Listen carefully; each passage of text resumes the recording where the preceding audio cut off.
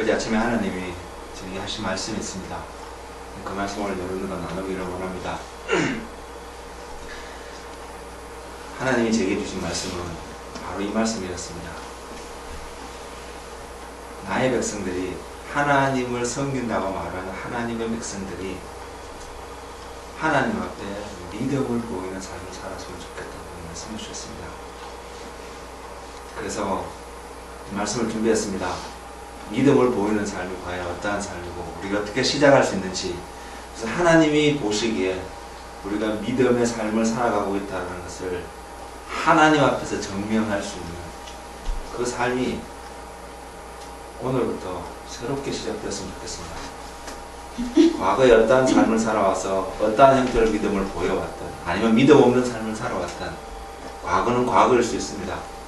그럼 오늘부터 하나님의 이 말씀 앞에 우리가 믿음을 보이며 하루하루를 살아갈 수 있는 그런 은혜가 우리에게 넘치기를 정말로 소망합니다.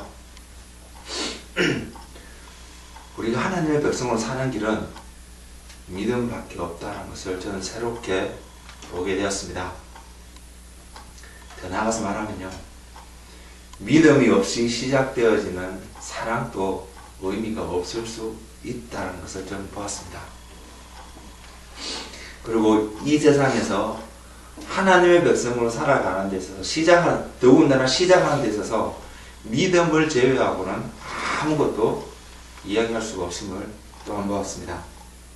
그리고 그래서 저와 여러분이 하나님의 백성으로 믿음을 보이며 살아가기 위해서는 믿음으로 살아가는 법을 배워야 함을 느꼈습니다. 이 믿음의 삶이 강조되어질 수밖에 없는 그 이유, 유일한 이유라고 말할 수 있는 그 이유, 더 나아가서 고린도전서 13장 13절의 말씀이 이루어질 수밖에 없는 이유, 고린도전서 13장 13절 말씀은 믿음, 소망, 사랑, 이 세 가지는 항상 있을 것인데 그 중에 제일은 사랑이라고 하였습니다. 그 중에 제일인 사랑이 사랑다워지고 온전해지기 위해서 믿음이 필요함을 저는 새롭게 보았습니다. 하나님의 나라에서는 어떤 형태로 표현을 해보면 믿음이 요구되어지지 않는 나라라고 말씀드릴 수 있습니다. 왜냐하면 하나님 안에 그냥 거하고 있기 때문에 내 삶에 믿음이 있느냐 없느냐를 점검받으며 살아갈 이유가 전혀 없기 때문에 믿음이 필요하지 않는 그런 나라일 수 있다는 것입니다. 근데 이 땅에 살아가는 우리들은 믿음이 필요하다는 것이죠. 하나님의 나라에서는 이제 완전히 주님이 다시 오시고 난 이후에 완전히 이루어질 하나님의 나라 속에서는 결국 우리가 해야 되는 것은 믿음을 보이는 삶이 아니라 서로 사랑하면서 살아가는 그 삶일 것입니다. 근데 이 땅에서 아직 변화되지 않은, 완전해지지 않은 육신의 몸을 입고 살아가는 우리들에게는 사랑을 하기 위해서도 믿음이 필요하다는 것입니다. 이 믿음이 왜 중요하게 더구나 이 시대에 강조되어지고 하나님은 우리에게 이 말씀을 하셨을까요?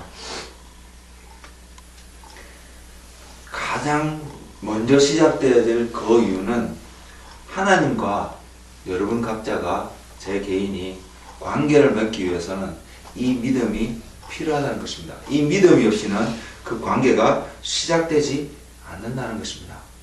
이 믿음의 관계를 시작하기 위해서 하나님은 먼저 우리를 사랑해 주셨습니다. 그리고 하나님이 보일 수 있는 최고의 것을 우리 보여주셨습니다. 그리고 이 믿음은 그 하나님의 사랑에 대한 어떻게 보면 우리의 보답으로 하나님 앞에 보여져야 되는 어떤 것이라는 것입니다.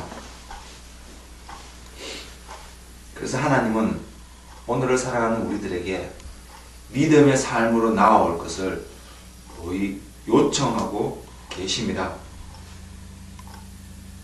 이 말씀 앞에 여러분은 믿음의 필요성과 중요성에 대해서 얼마만큼 인식하고 계시는지 모르겠지만 다시 한번 이 믿음을 내가 지금 살아가는, 하나님 앞에 살아간다고 생각하고 있는 그 삶 속에서 내가 얼마만큼 하나님 앞에 믿음을 보이고 있는 믿음의 백성처럼 살아가고 있는지를 점검해 볼 수 있는 오늘의 시작이 되기를 소망합니다.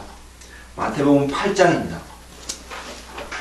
마태복음 8장 5절에서 13절입니다. Matthew chapter 8 verse 5 to 13.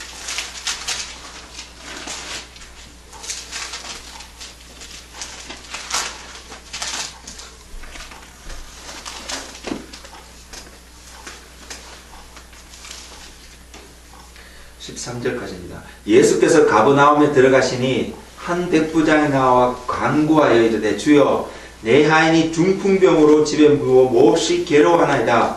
이르시되 내가 가서 고쳐주리라. 백부장이 대답하여 이르되 주여 내 집에 들어오심을 나는 감당하지 못하겠사오니 다만 말씀으로만 하옵소서. 그러면 내 하인이 낫겠사옵나이다. 나도 남의 수하에 있는 사람이요 내 아래에도 군사가 있으니 이들어 가라 하면 가고 저들어 오라 하면 오고 내 종대로 이것을 하라 하면 하나이다. 예수께서 들으시고 놀랍게 여겨 다른 자들에게 이르시되 내가 진실로 너희에게 이르노니 이스라엘 중 아무에게서도 이만한 믿음을 보지 못하였노라. 또 너희에게 이르노니 동서로부터 많은 사람이 이르러 아브라함과 이삭과 야곱과 함께 천국에 앉으려니와 그 나라의 본 자손들은 바깥 어두운 데 쫓겨나 거기서 울며 이를 갈게 되리라. 예수께서 백부장에 이르시되 가라 내 믿음대로 될지어다 하시니 그 즉시 하인이 나으니라.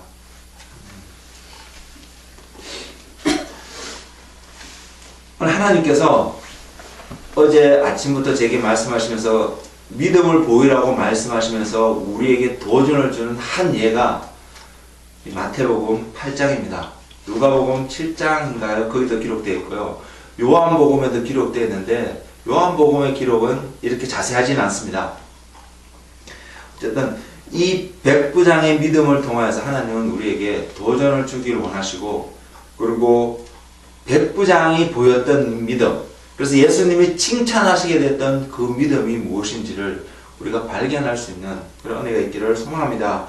주님은 이 백부장의 믿음에 대해서 이스라엘 백성들 가운데 이만한 믿음을 본 일이 없다라고 선포해 주셨습니다. 겉으로 드러나는 백부장의 모습은 하인을 사랑하는 모습을 보면 볼 수 있습니다. 하인을 얼마나 사랑했는지, 지금 시대도 아니고 당시에 하인은 하나의 소유물이고 필요 없으면 버릴 수 있는 그런 사회 분위기가 팽배했던, 그게 하나의 사회 문화였던 그런 시대였습니다. 근데 이 하인을 얼마나 사랑했으면 얼마나 많은 거리를 걸어서 온지는 자세히 알지 못하지만 그가 와서 주님 앞에 그 하인을 위해서 간구하는 모습을 볼 수 있었습니다. 이것은 겉으로란 모습일 것입니다. 그리고 이것을 가지고 주님이 과연 이스라엘 백성들 누구보다도 더 큰 믿음이라고, 이만한 믿음을 본 일이 없다고 말씀하셨을까요? 지난주에 저는 중풍병에 걸린 친구를 메고 지붕을 뚫고 주님 앞에 그 침상을 내렸던 그 친구들의 믿음에 대해서 잠시 언급을 하였습니다. 과연 그 친구들은 이 백부장이 하인을 위해서 행했던 일하고 비교해 봤을 때 부족함을 보이는 그런 믿음이었을까요? 아니라면 주님은 이 백부장의 어떤 모습을 바라보고 무엇이 이 백부장에게는 있고 이스라엘 백성들에게 없었던 믿음이라고 주님은 표현하고 있을까요? 이것을 좀 살펴보기를 원합니다. 우리는 종종 믿음의 말들을 많이 합니다. 서로에게도 권면할 때도 그런 이야기를 하고요. 그리고 어떤 의미에서 욥기에 나오는 욥의 세 친구들이 행했던 말들을 한편으로 보면 굉장히 믿음스러운 말들처럼 보여지는 대사들이 굉장히 많이 있습니다. 그럼에도 불구하고 하나님은 그들이 잘못했고 욥에 가서 용서를 구하지 않으면 그들에게 재앙을 내릴 것에 대한 하나님의 심판이 거기 써 있는 것을 볼 수 있습니다. 우리가 많은 경우에 많이 격려한다면서 믿음의 말들을 하지만 그 많은 경우에 믿음의 말들이 전혀 나의 믿음과 상관없이 나오는 말들일 수 있다는 것을 우리는 분명히 볼 수 있습니다. 그리고 그 말을 하는 사람의 그 말의 내용을 인해서 우리는 그 사람을 믿음이 있는 사람이다, 하나님 앞에 살아가는 사람이다 표현할 수는 모르겠지만, 하나님은 그 말들로 인해서 그 사람을 믿음의 사람이라고 증거하고 있는 것 같지는 않습니다. 반면에 성경이 우리에게 요구하고 있는 것은, 말씀하고 있는 것은 내 믿음을 복이라는 것입니다. 주님은 종종 실패하는 삶의 속에, 제자들의 실패의 삶 속에서 책망하시며 던졌던 말씀 중에 하나가 믿음이 적은 자들아, 믿음 왜 없느냐라고 이렇게 표현을 또 해오셨습니다. 그러면 믿음을 어떻게 해야 보일 수 있고 이 믿음이 주님이 말씀하시는 것처럼 measurably 될 수 있을까요? 측정이 되어질 수 있을까요? 이것을 우리는 오늘 생각해 보기를 원합니다.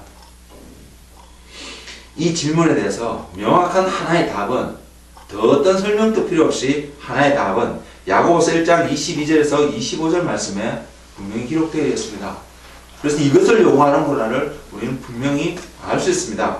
무엇이라고 말씀하시냐면, 너희는 말씀을 행하는 자가 되고 듣기만 하여 자신을 속이는 자가 되지 말라. 누구든지 말씀을 듣고 행하지 아니하면 그는 그걸로 자기의 생긴 얼굴을 보는 사람과 같아서 제 자신을 보고 가서 그 모습이 어땠는지를 곧 잊어버리거니와, 자유롭게 하는 온전한 율법을 들여다보고 있는 자는 듣고 잊어버린 자가 아니요 실천하는 자니 이 사람은 그 행하는 일에 복을 받으리라. 궁극적으로 우리가 믿음을 보이는 삶의 궁극적인 모습은 행하는 삶이라는 것을 분명히 알 수 있습니다. 그럼 우리는 어떻게 행하는 삶을 살아갈 수 있을까요? 무엇이 우리를 행하게끔 할 수 있을까요? 이것이 오늘 우리가 믿음을 보일 수 있는 하나의 키워드가 될 수 있을 거라고 믿습니다. 먼저 우리의 삶 속에 하나님에 대한, 또는 사람과 사람 사이 속에서 믿음이 보여줄 수 있는 그 첫 번째 단계는 그 하나님에 대해서 내가 얼마만큼 신뢰하고 있느냐, 이것이 또한 점검되어져야 될 줄 믿습니다. 하나님의 말씀을 내가 신뢰하지 못한다면 하나님 앞에 그 믿음을 절대로 보이지 못할 것입니다. 궁극적으로 여러분이, 우리가 순종하고 싶지만, 그죠? 하나님 말씀에 따라가고 싶지만 결과적으로 하나님 말씀에 순종하지 않는 삶을 살게 된 가장 출발선상에 있는 문제점은 내가 하나님 말씀을 신뢰하지 않는다는 것입니다. 그렇기 때문에 믿음을 보일 수가 없다는 것입니다. 그래서 우리의 삶은 여기에서 출발할 수 있어야 된다고 믿습니다. 우리 개인의 삶, 아니 더 나아가서요, 이웃에 있는 사람, 역사를 통해서 나타난 모든 인류의 삶을 다 통틀어 볼 때도 우리가 하나 발견할 수 있는 것은 그 역사 속에서, 사람과 사람의 관계 속에서 갈등이 생기고 문제들이 발생하는 그 모든 원인을 하나의 출발점에서 찾을 수 있는데, 그것은 신뢰라는 단어 속에서 우리는 분명히 찾을 수 있습니다. 이 영역 속에서 시작되어졌는데 이것이 제대로 지켜지지 않으니까 갈등이 조장되어지고요, 나라는 나라와 사이에 전쟁들이 생기고 사람은 개인과 개인 사이에 분쟁들이 발생하는 것을 우리는 볼 수 있습니다. 더군다나 오늘 우리 사회는 대다수의 법치 국가라, 법으로서 다스려지는 그런 사회라고 말하고 있습니다. 그리고 날마다 이렇게 볼 수 있습니다. 어떤 사건이 생길 때마다 이 사회는 하나의 법을 만들어가는 것을 볼 수 있습니다. 지금 한국에 세월호로 해서 세월호 법이 이제 통과되고 이런 이야기 수개월에 걸쳐서 마무리되는 시점이었는데, 그전에는 이 법이, 그 법의 내용은 잘 모릅니다만 이 법이 왜 필요한지 사람들은 인식하지 못했습니다. 근데 사건이 생기고 나니까 법의 필요성이 생겨서 법을 어쨌든 우여곡절 끝에 뭔가를 하나 만들었습니다. 왜 만들었을까요? 그 배를 운행하는 회사, 또는 직접 운행했던 선장들, 여러 가지 거기서 일했던 사람들, 그리고 그곳에 사람이 타고 물건을 실어놨던 그 모든 관계됐던 모든 사람들 안에서 법이 없으면 더 이상 신뢰할 수 없다라는 암묵적인 어떤 동의가 그곳에 있었기 때문입니다. 법을 만드는 이유, 규칙을 세우고자 하는 이유, 그 가장 근본에 있는, 바닥에 있는 하나의 이유는 상대방을 신뢰할 수 없기 때문입니다. 비즈니스 하는 사람들끼리 서로가 계약서를 만드는, 그것도 문서화된 계약서를 쓰는 이유 중에 하나는 나중에 문제가 생길 때에 이것을 통해서 보상받기로 하는 마음이 있기 때문입니다. 문제가 왜 생길까요? 우리의 삶은 이렇게, 또는 인류의 역사는 이렇게 가면서 신뢰하기 힘든 그런 삶이 되어버렸습니다. 그리고 이 신뢰관계가 깨어질 수밖에 없는 그러한 하나의 또 더 나아간 원인이 있는데, 그것은 누가 그 말을 했든 간에 그 말 속에 포함되어 있는 파워, 권위를 인정할 수 없기 때문입니다. 이 신뢰관계가 깨어진 곳이, 가장 처음으로 깨어진 곳이 어딘지 여러분 기억나십니까? 인류의 역사 속에서 가장 먼저 이 관계가 깨어져 버렸던 출발점이 어딘지 혹시 기억하십니까? Sam, you remember where that could be? 맞습니다. 아담 속에서 되어진 건 아니라 이 신뢰관계가 깨어졌던 장소는 에덴 동산이었습니다. 아담이 그 역할의 중심 가운데 있었죠. 하나님은 아담에게 이 땅에서 모든 권위를 행사할 수 있는 그 권위를 아담에게 주셨습니다. 이 땅에 만들어진 모든 피조 세계를 다스릴 수 있는 권위를 그에게 주었습니다. 그리고 아담은 그 행위를 얼마 동안 행하였습니다. 그리고 아담이 그것을 할 수 있었던 것은 자기의 그것을 부여한 하나님의 말씀을 신뢰했기 때문입니다.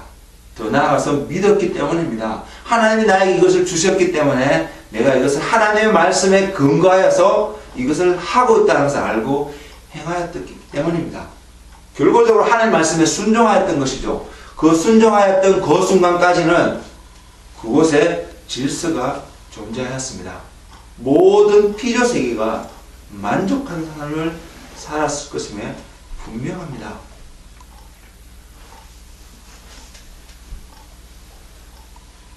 근데 시간이 얼마 지나지 않아서 아담은 그 관계를 깨트려버린 사건 가운데 휘말리게 되어버렸습니다.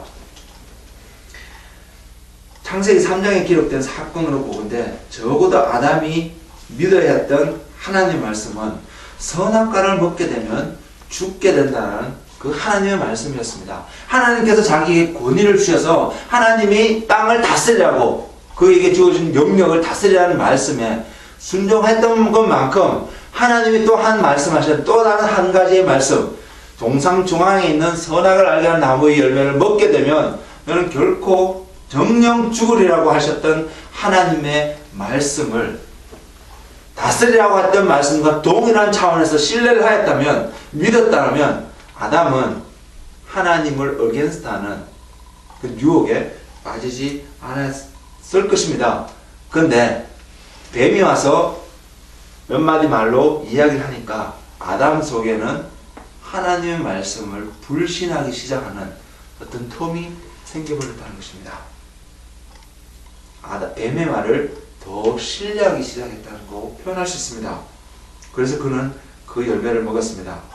그리고 그 열매를 먹었던 결과가 오늘날 인류의 삶 속에 무엇이 나타나냐면 불신이라는 것으로 드러났습니다.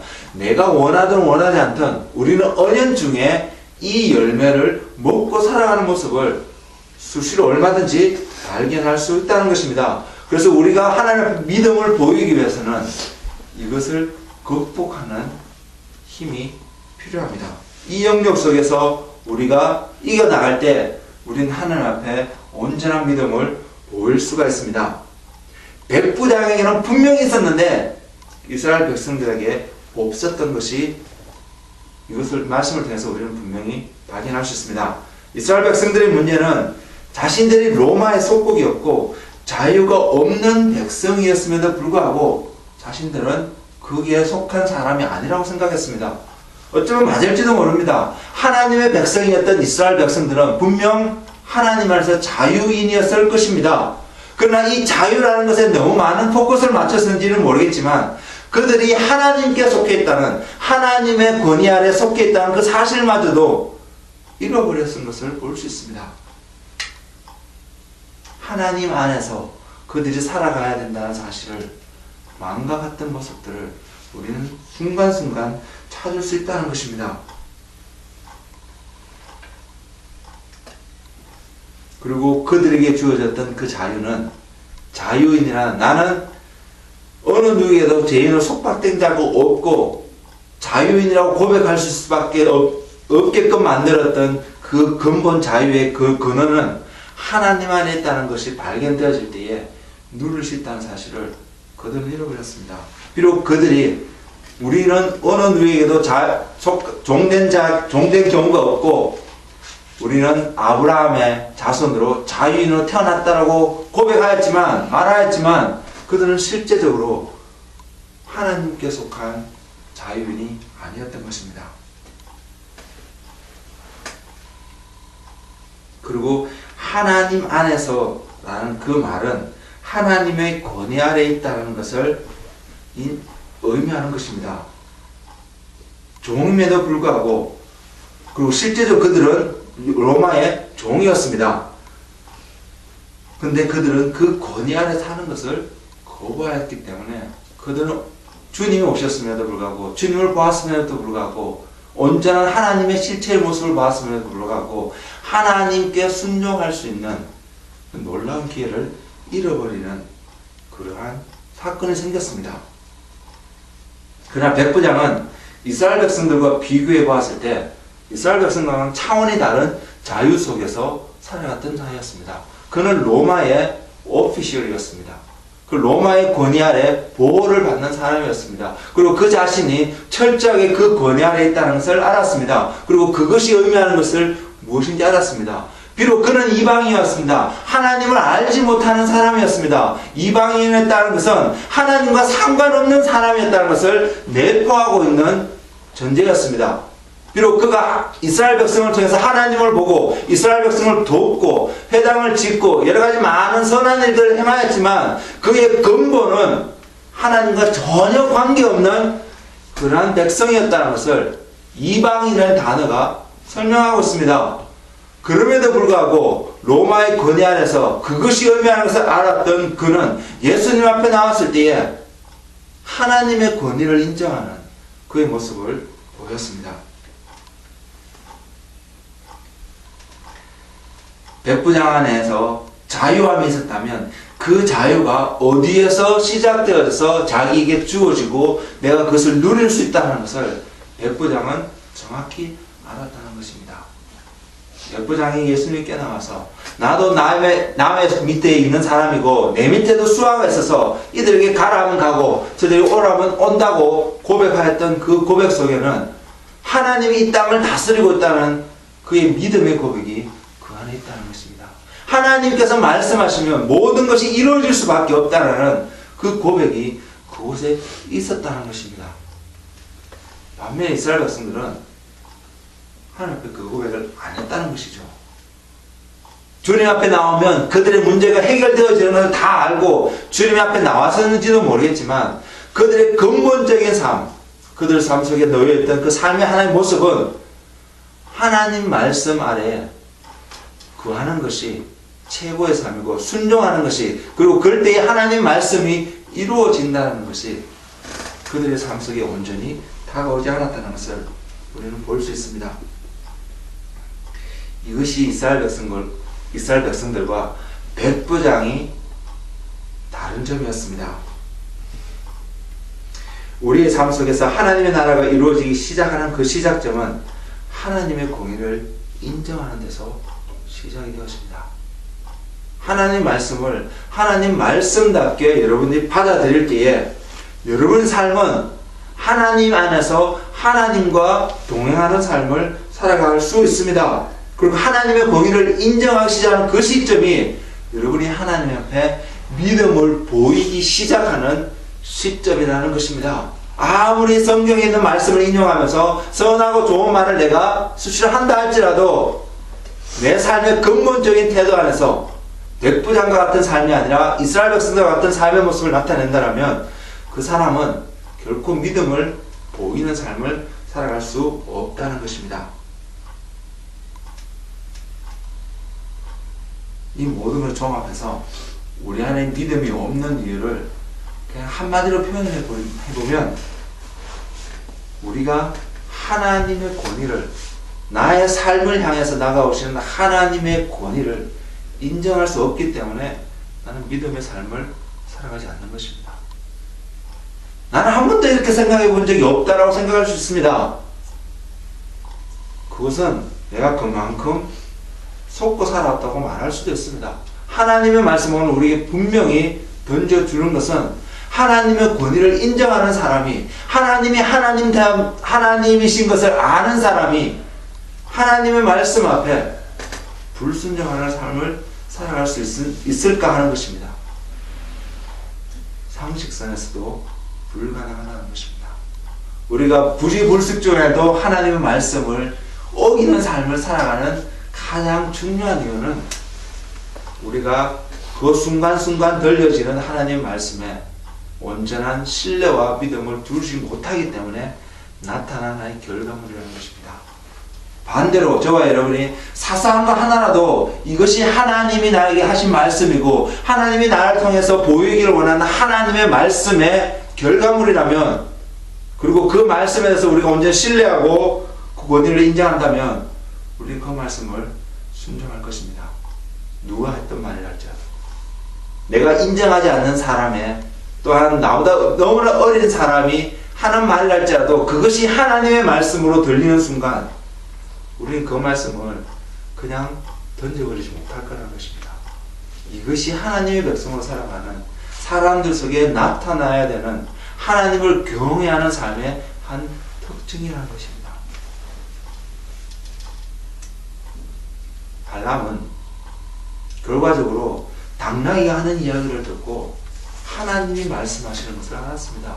물론 오늘날 사람 우리도 동물들이 사람의 눈으로 말해준다면 놀랍고 신기했어도 그 말을 귀담아 들을 수는 있겠죠.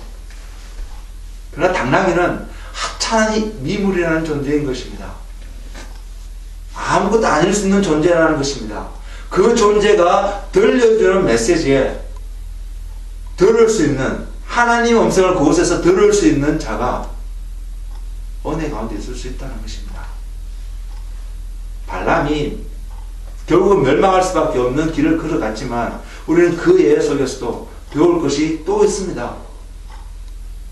그렇게 들려지는 하나님의 음성을 우리는 들을 수 있을까요? 우리는 들을 수 있을까요? 들었던 발람이 멸망했지만 우리는 정말로 들을 수 있을까요?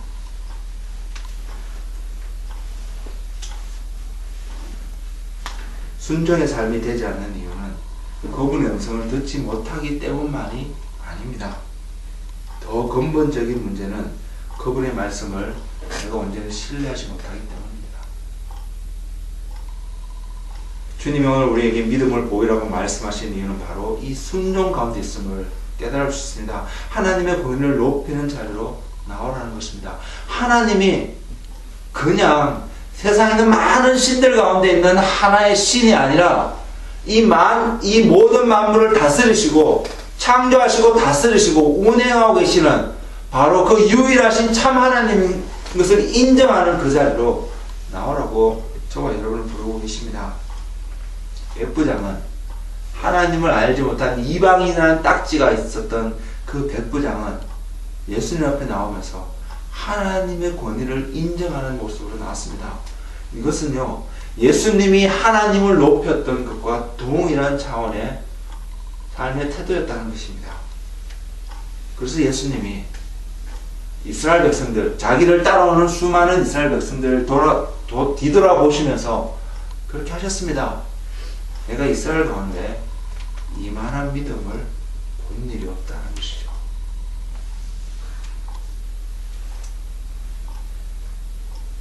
이스라엘 백성들 안에 없었던 하나님의 주권성에 대한 온전한 이해함이 백부장 안에 있었습니다. 이것이 어떤 결과를 가져오겠는지 우리는 주님의 말씀 속에서 볼 수 있어야 됩니다. 이것은 단순히 백부장이 하인의 병을 고치는 결과를 가져다 주는 말씀이 아니었습니다. 하인의 병을 고치기 위해서 주님은 이 백부장의 믿음을 칭찬하지만은 않으셨습니다. 그리고 백부장의 믿음을 칭찬하시면서 하셨던 주님의 말씀을 우리는 귀담아 여겨 보아야 합니다. 아담은 결국 에덴에서 쫓겨났는데 그 이유는 하나님 말씀을 신뢰하지 못하고 순종하지 못했기 때문에 쫓겨났습니다. 이스라엘 백성들이 하나님 나라의 백성으로 선택받아졌고 부르심을 입었지만 그곳에서 쫓겨날 수 있는 이유가 이곳에 있음을 주님은 이 사건 속에서도 보이셨습니다. 11절에 이렇게 말씀하고 있습니다. 또 너희에게 이르노니 동서로부터 많은 사람이 이르러 아브라함과 이삭과 야곱과 함께 천국에 앉으려니와 그 나라의 본 자손들은 바깥 어두운 데 쫓겨나 거기서 울며 이를 갈미 있으리라. 백부장과 다른 믿음을 가졌기 때문에 다른 모습을 보였기 때문에 들어올 수 있는 판결이라고 이야기하기에는 너무나도 가혹한 판결이었습니다. 많은 사람들이 그 많은 사람들은 이방인이라는 뜻으로 표현할 수 있습니다. 그 사람들이 아브라함과 이삭과 야곱과 함께 하나님 나라에서 하나님과 함께 할 수 있을 텐데 그러나 그 나라의 본 자손들은 쫓겨날 것에 대해서 이야기하고 있습니다. 왜요? 왜 쫓겨나게 될까요? 하나님을 몰랐어요? 아닐 것입니다. 단순히 그냥 하나님을 모르고 하나님을 오해하고 이런 데서 나오는 문제가 아니라는 것입니다. 백부장에서 보였던 믿음 그리고 이스라엘 백성들에 보이지 않았던 바로 그 믿음은 하나님의 권위를 인정하는 그런 삶의 모습이었습니다. 하나님이 그들을 부르신 하나님이 누구신가에 대한 온전한 이해함과 그 이해함에 바탕한 하나님께 온전한 순종이 이스라엘 백성들한테 없다면 너희가 하나님의 백성으로 부르셨고 아브라함의 자손이라 스스로 인정한다 할지라도 바깥 어두운 데서 쫓겨나는 사건들이 일어날 것을 이야기하고 있습니다.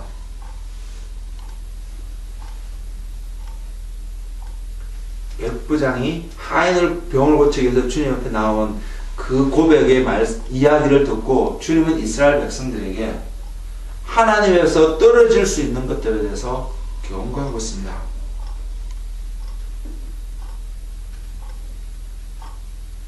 백부장보다 믿음이 적었던 것이 아니었다는 것을 우리는 기억해야 합니다. 주님 앞에 나오면 나의 문제가 해결되어질 수 있고 나의 질병이 해결되어질 수 있고 또한 내 친구의 질병이 해결되어질 수 있다는 것을 믿지 못해서 나타나는 결과가 아니라는 것을 우리는 기억해야 합니다.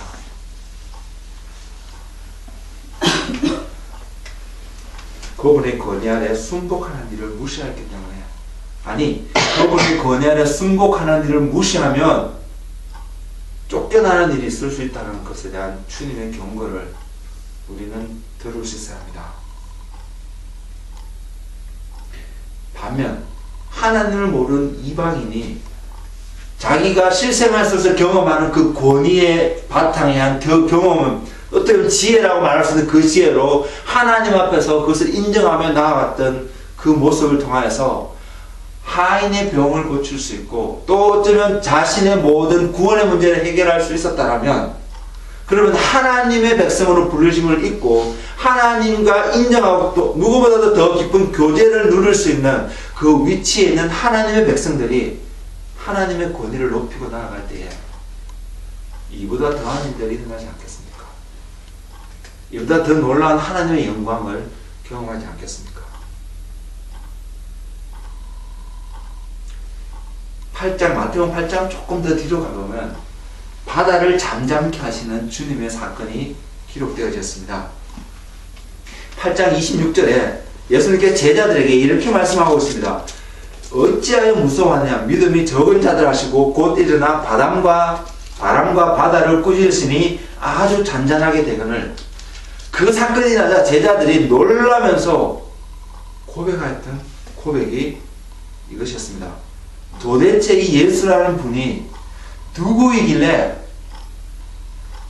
어떠한 사람이기에 바람과 바다도 순종하는가? 예수님이 제자들에게 책망하시며 던졌던 말씀 하나는 왜 무서워하고 믿음이 적은 자냐고, 믿음이 없느냐고, 적으냐고 책망을 하셨는데, 제자들이 그 모습을 보고 고백한 것은 과연 예수님이 어떤 분이기에 바람과 바다도 순종하는가? 한편으로는요,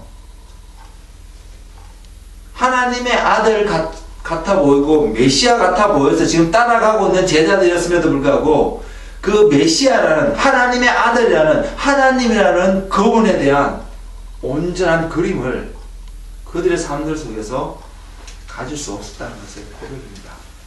하나님이 가지고 계시는 그 온전한 권위, 능력들을 이들이 도저히 이해할 수 없는 상태의 모습인 것을 보이고 있었습니다. 물론 바람과 바다가 믿음이 있어서 주님의 말씀에 순종하고 이렇게 했던 것은 아니겠지요. 그런데 바람과 바다도 하나님의 말씀 앞에 순종을 한다면 사람은, 하나님의 형상으로 지음받은 사람은 더 해야 되지 않을까요? 이 말씀은, 믿음은 권위와 순종에 놓여 있음을 보여주는 하나의 예입니다. 예수님이 제자에게 책망하셨던 것도 믿음이 적으냐고 책망하셨던 그 근본 속에서는 그 권위와 순종, 주님에 대한, 하나님에 대한 신뢰함이 없는 것에 대한 책망함이 곳곳에 있다는 것입니다. 엘리사 시대에 나만이라는 아랍의 장수가 있었습니다. 그 당시에 이스라엘 안에 또 아랍의 안에서 많은 문둥병자들이 있었지만 고침을 받은 사람은 그 한 사람이었습니다. 그가 왜 고침을 받았게요? 하나님이 오직 그 사람만을 고쳐주었을까요? 하나님의 말씀이 오직 그 사람에게만 갔을까요? 저는 아니라고 생각합니다. 그러나 하나님의 말씀이 엘리사 입을 통해서 그에게 전달됐던 하나님의 한 말씀이 있습니다. 요단강에 가서 7번 내 몸을 씻으라. 하나님의 말씀이었습니다. 근데 그의 첫 번째 반응은 어땠습니까? 화를 내었습니다. 무시하였습니다. 내가 누군데 감히 한 자그만 나라에 그 엘리사라는 그 사람이 나와서 나에게 이렇게 하면서 치료하지 않고 얼굴도 쳐다보지 않고 종을 하나 보내서 나로 하여금 요단강에서 씻으라고 하냐고. 그는 분노했습니다. 왜? 하나님의 권위를 알지 못했기 때문이죠. 하나님을 알지 못했기 때문에 그는 분노할 수밖에 없었습니다. 그래도 그에게 은혜가 있었다는 것은, 아니면 그가 너무나도 그 질병을 해서 고통스러워했다는 것을 보일 수 있는 하나의 것은 작은 자기가 거느리는 요정의 말에 귀를 기울였다는 것이죠. 그래서 그는 결국 갔습니다. 요단강에 갔습니다. 그리고 하나님의 말씀대로 그는 7번 요단강에 몸을 담궜습니다. 그러자 그의 몸은, 피부는 어린아이보다도 더 좋은 피부가 되었습니다. 여러분, 하나님이 여러분에게 여기 유콘강에 가서 7번 몸 담고 씻으라서 여러분 안 가겠습니까? 그리고 어린아이보다 더 좋은 피부를 가진다면 여러분 안 가겠습니까? 안 갈 수 있다는 것입니다. 안 갈 수 있는 여러분의 모습을 여러분 보이십니까? 볼 수 있습니까? 나만이 그랬던 것처럼 얼마든지 우리는 안 갈 수 있다는 것을 인정하고 시작해야 될 줄 믿습니다. 그리고 그 안 가는 이유는 그 말씀을 신뢰하지 못하기 때문입니다. 신뢰하면 얼마든지 갑니다. 어떤 의사한테 가면 그 병이 낫는다 그러면 내가 경험해보지 않았지만 그 말을 믿고 갑니다. 마찬가지입니다. 하나님의 말씀을 신뢰하면 그것이 아무리 이상하고 상식에 벗어난 말이라 할지라도 우리는 갈 것입니다. 그것이 믿음의 삶이 아닐까요? 그것이 믿음을 보이는 삶이 아닐까요? 그렇게 고침을 받았던 나아만이 엘리사에게 돌아와서 무엇을 고백합니까? 이 땅에, 하늘과 땅 안에 모든 것을 다스리고 권위를 가지신 분이 바로 하나님이신 것을 내가 이제 온전히 똑똑히 보았습니다. 그리고 다만 한 가지 나에게 용서를 해주는 것은 우리의 왕이 신전에 들어갈 때 내가 그와 함께 가서 그를 위해서 내가 그 신전 앞에 무릎을 꿇어야 되는데 이것이 내 마음에 의도하는 바가 아니므라 아시니까 이것을 용서해 달라고, 그리고 나는 평생을 바쳐서 하나님만을 섬기겠다라고 고백하는 나만 장군의 고백이 바로 그곳에서 있었습니다. 하나님이 누군가를 알게 되었던 것이죠. 예수님을 찾아왔던 10명의 문둥병자가 있었습니다. 그리고 그들은 주님의 말을 듣고 돌아갔습니다. 돌아가는 길에 그 10명 모두가 문둥병이 나와버렸습니다. 근데 주님 앞에 돌아왔던 문둥병자는 한 명이었고 그는 사마리아인이었습니다. 사마리아인은 이스라엘 백성들에게는 이방인으로 취급받는 그러한 사람이었습니다. 하나님을 모른다고, 하나님의 언약 속에서 제외된 사람이라고 이스라엘 백성들은 여겼던 그런 사람이었습니다. 근데 그만이 예수님께 돌아와서 하나님께 영광을 올려드렸습니다. 예수님이 그에게 말씀하셨지 않습니까? 나머지 9은 어디 있느냐? 그 9사람도 병고침을 받지 않았느냐? 병고침을 받았다는 것을 주님이 알았습니다. 그런데 하나님께 들어와서 하나님께 영광을 돌리는 자는 이 이방인인 사마리아인 한 사람밖에 없느냐라고 말했습니다. 그리고 그에게 주님이 하신 말씀은 내 믿음이 너를 구원하였으니 평안히 가라고 말씀하셨습니다. 구원의 삶이 그곳에 있습니다. 단순히 질병의 고침이 우리를 구원에 이끄는 것은 아니지만 그것을 통하여서 하나님의 권위 아래, 하나님의 임재 아래 거하기를 결정하고 나왔던 사람들은 자신의 구원의 문제를 해결받고 돌아갔습니다. 궁극적인 그 삶의 모든 문제를 해결받고 돌아갔다는 것입니다. 예수님께 돌아왔다라는 그것은 하나님의 권위 아래 순복하기로 결정하고 나왔다는 것입니다. 돌아오지 않은 9명의 사람들은 하나님과 상관없는 삶을 살아가기로 결정하고 갔다는 것입니다. 내 몸에 병이 나왔기 때문에 나는 대체 이것은 끝이야 라고 생각하고 떠나갔다는 것이죠. 하나님은 우리에게 강압적으로 그 권위를 드러내시고 우리를 하여금 복종케 하시는 그런 분은 분명히 아닙니다. 그래서 우리는 하나님을 신뢰하는 것이 얼마나 중요한가를 인식해야 합니다. 하나님이 독재자와 같이 회초리를 들고 우리를 말 안 들으면 항상 때리고 핍박하고 그래서 말 들으면 잘해주고 하시는 이런 분을 우리에게 다가오신다면 우리는 항상 순종하며 살아갈 수 있을 것입니다. 맞기 싫어서라도요. 아프기 싫어서라도 우리는 순종할 수 있을 것입니다. 근데 우리는 아프면서도 어렵고 힘들면서도 불순종하는 삶을 살아가는 게 우리들의 모습 아닌가요? 왜요? 내 생각을 하면, 이 생각을 하면 전혀 그러고 싶지 않겠지만 우리의 내포색에 있는 재성이, 잠재되어 있는 재성이 하나님을 무시하게끔 만들기 때문입니다. 독재자 앞에서는 아프기 싫어서, 핍박받기 싫어서, 두려워서 순종하는 척 한다는 것이죠.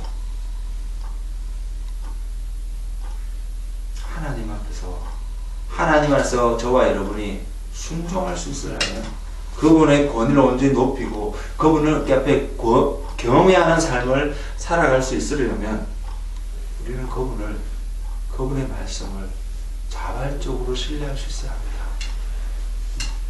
물론 내 능력으로 할 수 없기 때문에 하나님께 기도해야 합니다. 하나님, 내가 하나님 말씀을 지금보다도 더 신뢰하고 하나님을 더 인정할 수 있도록 하나님의 은혜를 달라고 기도해야 합니다. 그 은혜가 없다면 우리는 할 수 없는 자인지 알기 때문입니다. 그러나 저와 여러분이 그 결정하고 하나님께 나아갈 때에 그 은혜를 누릴 수 있다는 것이죠. 결정하지 않는 사람은 그 은혜를 경험하기가 거의 불가능하다는 것입니다.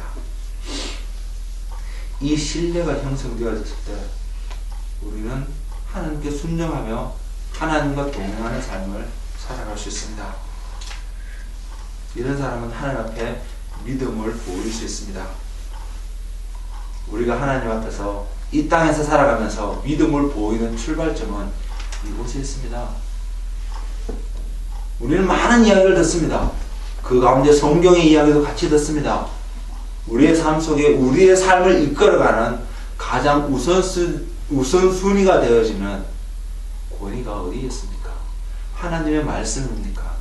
아니면 다른 것을 통해서 들어왔던 그러한 말들과 경험적인 삶입니까? 신뢰는요, 나의 주장을 내려놓을 때 가능할 수 있습니다. 내 것을 내려놓고 들려졌던 것을 점검해 볼 때에 우리는 신뢰를 세울 수 있는 그 출발점상에 선다는 것입니다. 듣지 않는 사람은 아무리 노력해도 신뢰를 세울 수가 없습니다. 그럴 때에 내 것을 내려놓을 때에 우리는 하나님의 말씀을 들을 수 있다는 것입니다. 그리고 그 말씀을 들을 때에 결과적으로 믿음이 생기고 보일 수 있으며 믿음이 생길 때에 믿음의 사람들이 될 때에 우리는 서로 사랑할 수 있습니다. 그 사랑이 온전한 사랑이 될 것입니다. 내가 상대방을 신뢰하고 믿기 때문에 때로는요, 나를 아프게 한다 할지라도 그 사람을 사랑할 수 있습니다. 요 며칠 제 일사님이 제게 그런 사랑의 표현을 하였습니다. 뭐라 그랬죠? 사랑할 수 없는, 단점을 사랑할 수 있는 사랑. 단점을 사랑할 수 있는 사랑이요. 그거는 뭐냐면 나를 아프게 하는 사람을 사랑할 수 있는 사랑이요. 그 사랑이 어디서 시작됐냐? 저는 이렇게 표현하고 있습니다. 그 사람에 대한 신뢰함 속에서 신뢰하기로 결정할 때에 사랑을 관계로 나아갈 수 있습니다. 그리고 그 사랑이 성숙되어지고 온전해지기 위해서는 서로가 신뢰 가운데 드러날 때에 성숙되어지고 온전한 사랑으로 함께 할 수 있습니다. 그렇지 않으면 그 사랑은 언젠가는 깨어질 것입니다. 그리고 그 관계는, 그 사랑이 깨어질 때는 그 관계는 어쩌면 회복되지 못할 수도 있을 것입니다. 출발선에 믿음이 존재하지 않기 때문에 그렇습니다. 신뢰함이 존재하지 않기 때문에 그렇습니다. 우리는 하나님 나라에서 서로 사랑하며 살아갈 것입니다. 내가 의도하지 않고 노력하지 않아도 너무나 쉽게 사랑할 수 있는 그 관계가 하나님 안에 들어갈 때에 분명히 우리는 생겨날 것입니다. 왜 그럴까요? 모두가 하나님 안에 있다는 공통 분모를 모두가 온전히 알고 있기 때문에 우리는 그렇게 할 수 있습니다.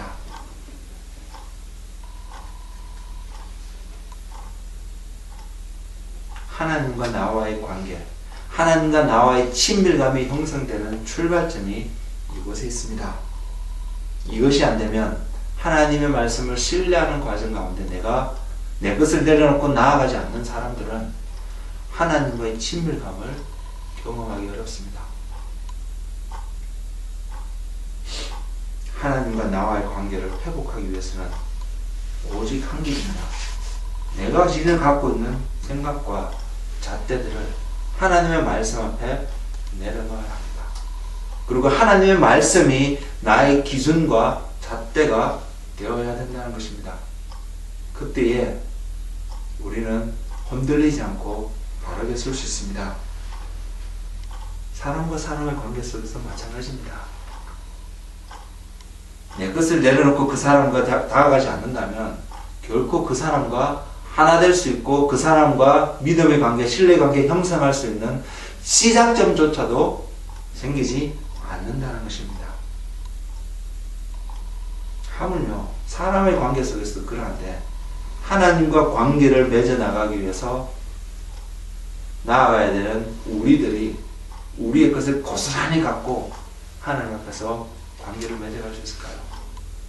심지어 만왕의 왕이신 그 하나님께서도 자신의 것을 다 버리고 우리와 관계 맺기 위해서 먼저 찾아오셨는데 말입니다. 절대로 그 일을 일어나지 않을 것입니다. 하나님이 하나님 것을 내려고 오시지 않았다면 우리가 하나님을 알 수 있는 길도 생기지 않았을 것입니다. 그리고 또한 우리가 우리 것을 내려놓고 하나님 앞에 나아가지 않는다면 여러분이 하나님을 온전히 알고 하나님과 동행하는 삶을 살아가는 일이 결코 생기지 않을 것입니다. 누가 이기나 해보자 싸울 수 있는 싸움의 근거가 아니라는 것입니다. 하나님 앞에서 하나님의 권위를 인정하고 내려오는 나아가는 그 사람만이 하나님이 주시는 온전한 평강과 자유를 하나님 나라 안에 있는 그 축복을 우리가 온전히 누릴 수 있다는 것입니다. 하나님과 진정으로 동행하는 삶 그리고 믿음을 보이는 삶을 살아가기를 정말로 원하십니까? 그렇다면 내 것을 내려놓고 하나님 앞에 나아갈 수 있는 그런 신뢰의 자리로 먼저 나가보십시오.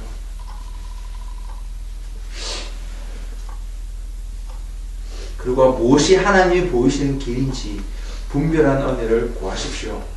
나의 생각에 근거한 판단은 파멸해 준다는 것을 우리는 기억해야 합니다. 그리고 하나님의 생각에 나의 생각을 맞춰야 합니다. 그럴 때에 여러분은 하나님께 여러분의 믿음을 보이시는 삶을 살아갈 수 있으며 하나님은 그런 자에게 자신을 보이실 것입니다. 마지막으로 말씀 한 구절을 더 보겠습니다. 시편 25편입니다.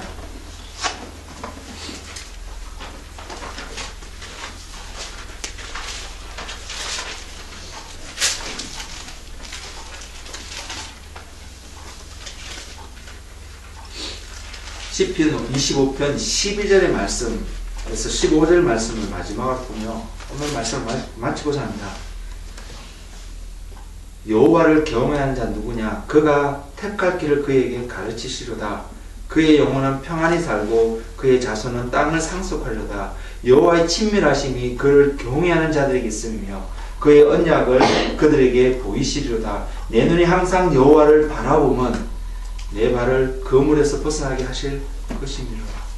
여호와를 경외할 수 있고 여호와를 항상 바라볼 수 있는 그 출발선상은 하나님을 신뢰하고 하나님을 인정하고 하나님을 하나님답게 여기는 그 생각 속에서 그 삶 속에서 우리는 여호와를 경외할 수 있고 여호와를 바라볼 수 있습니다. 그렇게 바라보는 자에게 하나님의 약속이 여기 있습니다. 그가 택할 길을 그에게 가르치시라. 내가 선택해야 될 길을 선택할 수 있도록 하나님이 보이시겠다고 약속하고 있습니다. 평안히 살고 그의 자손은 땅을 상속할 수 있는 평강 가운데 살 수 있는 길을 하나님이 약속하여 주고 계십니다. 내 발에 올무에 걸리더라도 벗어날 수 있는 길을 하나님이 약속하여 주고 계십니다. 이래서 하나님은 우리에게 오늘도 너희가 나에게 믿음을 보이겠느냐고 믿음을 보여라고 주님이 말씀하고 계십니다. 기도하겠습니다.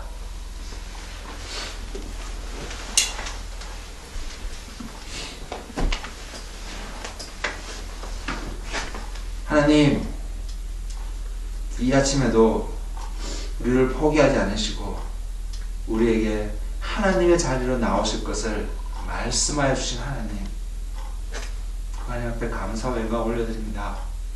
하나님, 하나님을 신뢰한다고 말하고 하나님을 믿는다고 말하면서 은연중에 하나님을 무시하고 하나님을 거절하는 불순종의 삶을 살아왔던 우리 밑바닥 속에 있던 그 죄성을 인하여 하나님 앞에 회개하며 나가기를 원합니다. 하나님, 이제는 내 삶 속에서 어느 때보다 더 하나님을 높일 수 있고 하나님께 온전한 경외를 드릴 수 있고 그래서 하나님을 온전히 사랑할 수 있는 그 하나님의 은혜가 내 삶 속에 있기를 원합니다. 하나님 더욱더 우리 나의 삶 속에 하나님의 빛을 비추셔서 하나님 말씀을 해서 내가 선택하고 내가 걸어가고 있는 그 한 걸음 한 걸음이 하나님과 얼마나 가까이 있고 하나님께 얼마나 믿음을 보이는 삶인지 점검하며 갈 수 있는 은혜를 우리에게 허락하여 주옵소서. 그래서 하나님 정말로 하나님의 사람이 되기를 원합니다. 입술로만 하나님 그저 하나님의 사람이 되겠습니다 하고 고백하는 것이 아니라 내 마음 깊숙한 곳에서 하나님을 향한 갈망이 넘쳐나게 하시고 하나님을 온전히 사랑하고 하나님을 높이기 위한 갈망이 넘쳐나서 하나님 앞에 머물 때에 하나님이 보이시는 길 가운데 걸어갈 수 있는 은혜가 넘치는 나의 삶이 되기를 소망하며 주님 이것이 믿음을 보이는 삶이 되기를 원합니다. 세상이 더욱더 불신앙처럼 불신하는 그런 삶 살아가지만 그래서 피해보는 듯한 상대방을 믿어주면 피해보는 듯한 삶을 살아가는 그런 모습 속에서도 하나님 그 삶 속에서 영향을 받지 아니하고 하나님을 신뢰함으로 또한 믿음의 삶 사람을 신뢰하고 하나님 앞에 그 믿음을 보이는 그런 삶이 우리의 삶이 되기를 원합니다. 하나님 어쩌면 내 마음이 세상보다 더 깨끗하지 못하고 순수하지 못해서 하나님의 말씀조차도 받아들이지 못하는 완약함이 있는지 모르겠습니다. 하나님 그렇다면 이 아침에 우리의 마음을 다시 한번 정결하고 순결하게 만들어 주셔서 하나님 그래서 하나님 말씀을 하나님 말씀답게 하찮은 사람이 전하는 메시지를 할지라도 그것이 하나님의 말씀처럼 들려지게 그래서 하나님 보시기에 아름다운 순종의 삶을 살아가는 믿음의 삶을 보이는 그런 하나님의 사람이 되도록 주님 인도하여 주옵소서. 주님 이곳에 머리 숙여 기도하고 있는 한 사람 한 사람의 주님의 백성 가운데 하나님의 말씀을 더욱더 분별하고 깨달아 알아서 하나님께 온전히 순종할 수 있는 하나님의 축복 가운데 걸어가는 놀라운 축복을 주님 허락하여 주옵소서. 그래서 날마다 주님 내가 주님을 사랑합니다. 내가 주님 때문에 오늘 하루도 살고 내가 주님 때문에 행복합니다. 내가 주님 때문에 오늘도 승리하였습니다. 그래서 내가 주님께 모든 영광을 올려드립니다 라는 기도가 끊이지 않는 그런 믿음의 사람이 되도록 주님 축복하여 주옵소서. 감사를 드리고 예수 그리스도 이름으로 기도드렸습니다. 아멘.